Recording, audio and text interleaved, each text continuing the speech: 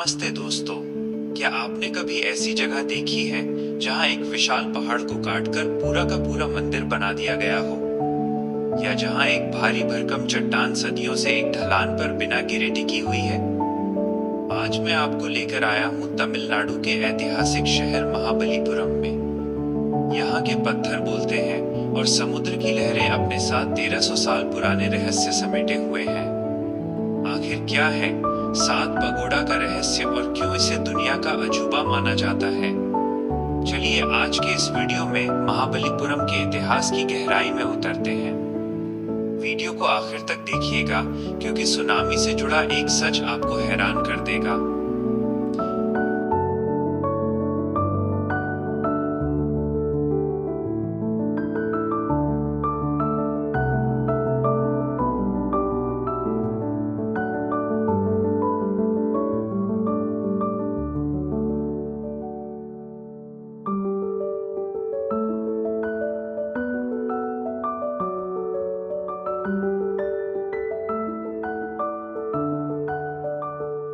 महाबलीपुरम का गौरवशाली इतिहास, कला और पत्थरों की अनकही कहानी। नमस्ते दोस्तों, आज हम चलेंगे दक्षिण भारत के एक ऐसे ऐतिहासिक सफर पर जहां पत्थर भी बोलते हैं। हम बात कर रहे हैं तमिलनाडु के महाबलीपुरम, जिसे मामल्लापुरम भी कहा जाता है कि चेन्नई से लगभग 60 किलोमीटर दूर बंगाल की खाड़ी के तट पर स्थित ये शहर अपनी वास्तुकला के लिए पूरी दुनिया में मशहूर है और यूनेस्को की विश्व धरोहर सूची में शामिल है। एक, पल्लव राजवंश और इसकी उत्पत्ति। महाबलीपुरम के इतिहास की शुरुआत मुख्य रूप से 7वीं और 8वीं शताब्दी में पल्लव राजवंश के शासनकाल में हुई थी।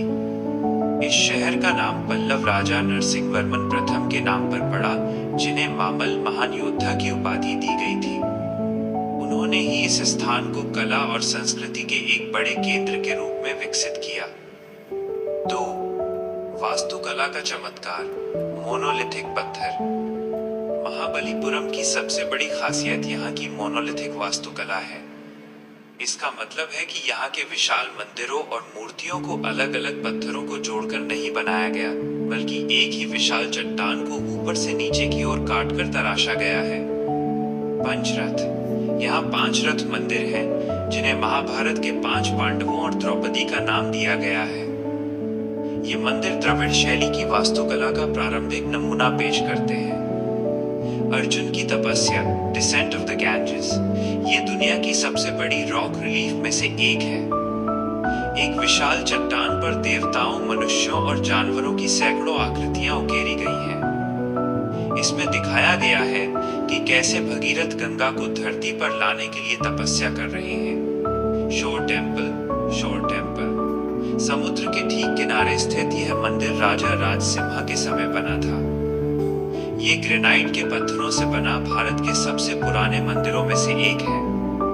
3, सेवन पगोड़ा का रहस्य। प्राचीन काल में विदेशी यात्री और नाविक इसे सेवन पगोड़ा के नाम से जानते थे। लोक कथाओं के अनुसार यहाँ तट पर 7 भव्य मंदिर हुआ करते थे, लेकिन समय के साथ 6 मंदिर समुद्र की लहरों में समा गए और आज केवल एक शोर टेम्पल ही बचा है। 2004 में आई सुनामी के दौरान जब समुद्र का पानी कुछ समय के लिए पीछे हटा था, तब पर्यटकों ने समुद्र के अंदर डूबी हुई कुछ विशाल संरचनाएं देखी थी, जो इस रहस्य को और भी गहरा बनाती है। 4, एक प्राचीन अंतरराष्ट्रीय बंदरगाह। महाबलीपुरम केवल मंदिरों का शहर नहीं था, बल्कि पल्लव काल में ये एक बहुत बड़ा व्यापारिक बंदरगाह भी था। यहाँ से भारत के व्यापारी श्रीलंका, दक्षिण पूर्व एशिया, इंडोनेशिया, थाईलैंड के देशों के साथ व्यापार करते थे। कहा जाता है कि इसी रास्ते से भारतीय संस्कृति और कला विदेशों तक पहुंची।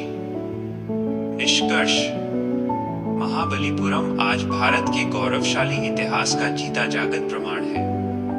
यहाँ की हर मूर्ति और हर दीवार पल्लव कारीगरों की कड़ी मेहनत और उनकी कलात्मक सोच को दर्शाती है। यदि आप इतिहास और फोटोग्राफी के शौकीन हैं, तो ये जगह आपके लिए किसी स्वर्ग से कम नहीं है। दोस्तों, ये था महाबलीपुरम का वो गौरवशाली इतिहास जिसे देखकर आज भी गर्व महसूस होता है। यहाँ की नक्काशी और पल्लव राजाओं की सोच वाकई काबिले तारीफ है। अगर आपको भारत की इस विरासत के बारे में जानकर अच्छा लगा तो इस वीडियो को लाइक जरूर करें। आप महाबलीपुरम में सबसे पहले क्या देखना चाहेंगे, पंचरथ या शोर टेम्पल? मुझे कमेंट करके जरूर बताएं। ऐसी ही और ऐतिहासिक और जानकारीपूर्ण वीडियो देखने के लिए हमारे चैनल को सब्सक्राइब करें और बेल आइकन दबाना न भूलें। मिलते हैं अगले वीडियो में एक नई कहानी के साथ। तब तक के लिए जय हिंद।